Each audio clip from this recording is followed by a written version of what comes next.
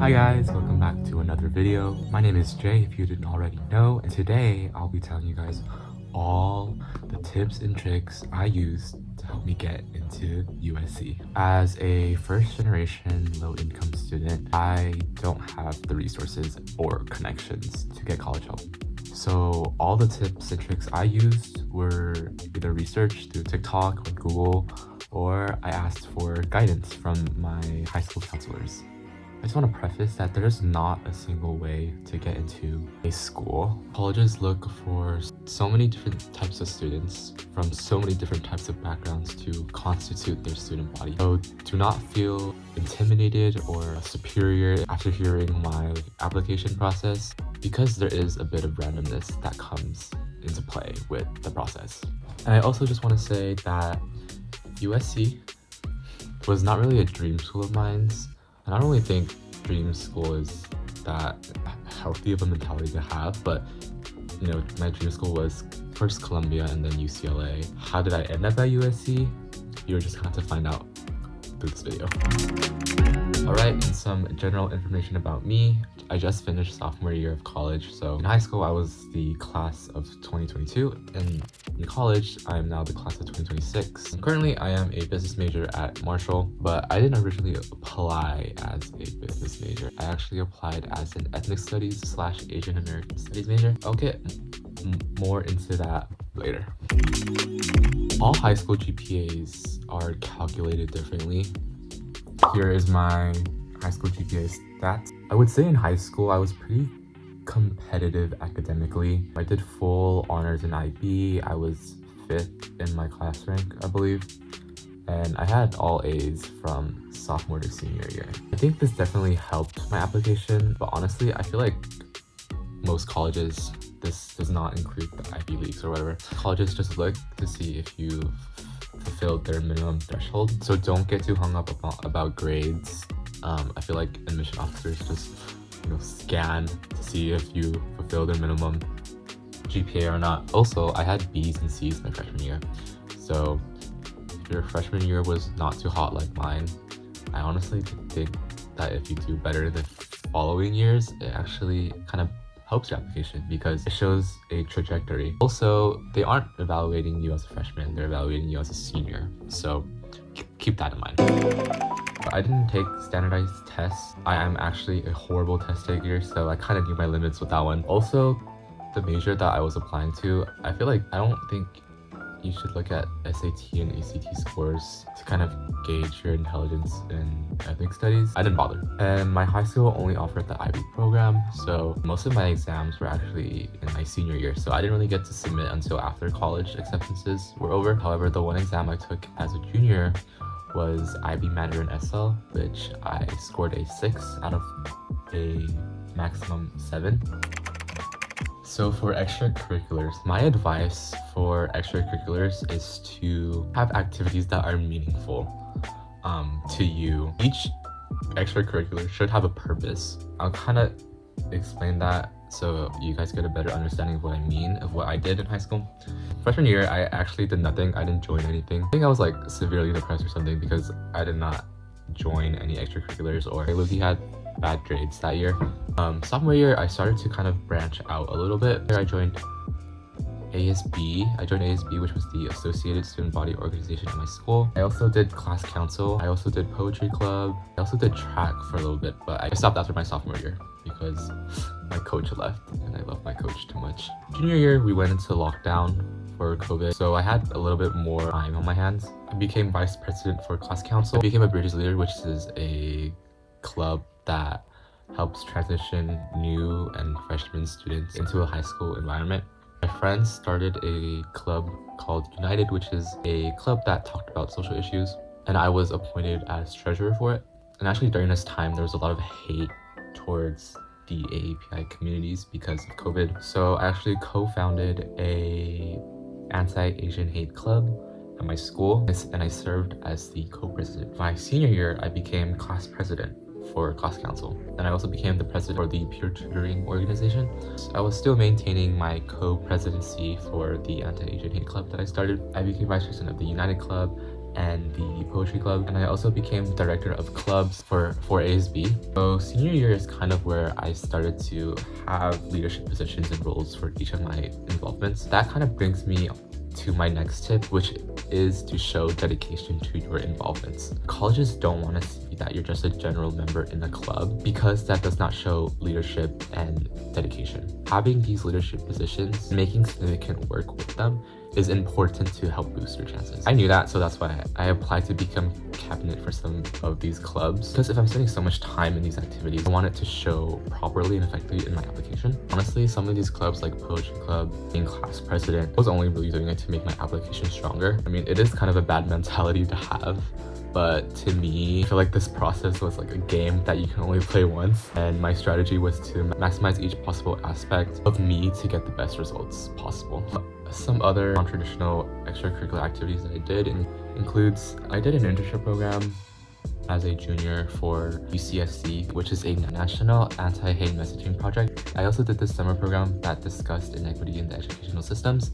I also did the USC Scholars program. Loki was a big reason for me being accepted into USC. I also did Ivy's personal project, which is essentially a passion project. I also put that as an English translator for my parents because they don't speak English. I think this kind of showed more depth into who I was as a person rather than a student, which kind of helped boost my application, if that makes sense. All of my honors and awards were strictly academic, so I only put like top 1% and principal honors roll as my honors and awards. With this in mind, I had a pretty strong background in my opinion. Now all I really had to do was kind of demonstrate that what I did was meaningful through the application. Going into college apps, I didn't really know what I wanted to do for the rest of my life. I think it is actually kind of absurd to ask a 17 or 18-year-old to decide what they want to do for the future. So that's why I kind of encourage community college, because you get to kind of explore your options. But my parents had the expectation for me to get into a four-year university, so that's what I had to do. So that's why I kind of need to just kind of show what I wanted to do in life through this application. Which brings me to my next tip, which is to look at all your activities and current involvements and form your application on that. Your application is honestly a story. You need to tell it in a way that's receptive towards admission officers. I personally noticed that all my extracurriculars focus on social issues, because at the time, times were so extreme. I was extremely passionate about social issues. I noticed that I started an anti-Asian hate club. I was involved in my school's United program. I was doing an internship about anti-hate. I did a program about inequity in education. College essays were about being Asian and all the difficulties I experienced because of that. I knew my application had to be based on that. Admission officers do want to see a common thread with your application, and having that thread will make your application stronger. If they saw my activities and extracurriculars and then saw that I applied as hypothetically a computer science major, they wouldn't even accept me because none of my involvements had anything to do with computer science. So that's why you want to pick your major wisely, because it will actually help boost your application or hurt your application.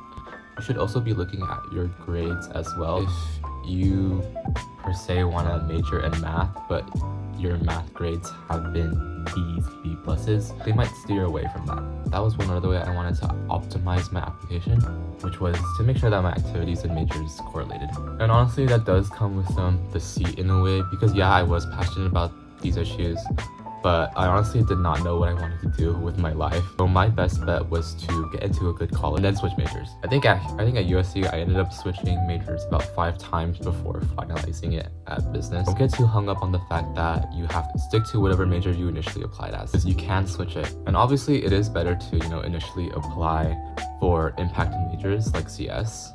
But for other majors that aren't as competitive, sometimes it can be easier to switch into it rather than initially apply as it. So take that the way you will.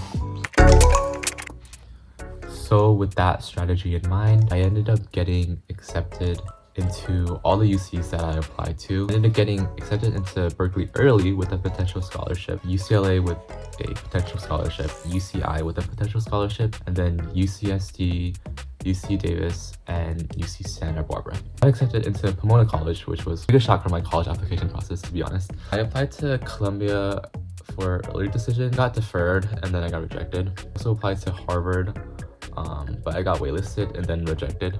And lastly, I got into USC with a Dean's Scholarship. I ended up narrowing my options down to UCLA, Pomona College, and USC.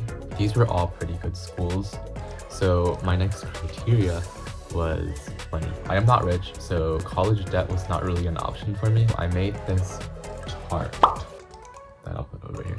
And yeah, although this chart says that I would pay $0 per year at UCLA, I would still be accumulating $11,000 in loans every year, which would come out to 44,000 loans after 4 years. So due to finances, I had to let go of the dream of going to UCLA. And I actually think private colleges are more generous with their financial aid. Yeah, USC's and Pomona College's sticker price is kind of crazy. They gave me around $75K of free gift money, which is money that I don't have to pay back. Because why was UCLA the most expensive out of the three? Pomona College was definitely cheaper than USC, but I didn't really know what I wanted to do with my life.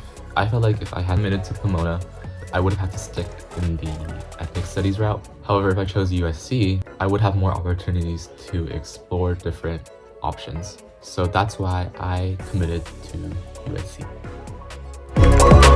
And yeah, I love it here at USC. It is honestly so fun and a really good balance between work hard and play hard. I have made lifelong friends that I love with all my heart, and the opportunities here are endless. Yeah, it is kind of expensive to maintain a lifestyle with all these affluent people that surround you, but that's why I love Fizz, because Fizz helps me budget and become more financially responsible and literate. Being able to build credit with a debit card while also budgeting is important because I need to know my limits with money. So that's why I would highly recommend starting or opening an account with Fizz. Alright, I hope this video has given you more insight into the college application process. Remember that everyone is different. One thing can work for someone, but not work for another. So good luck, and you will end up where you belong. I'll see you guys next week.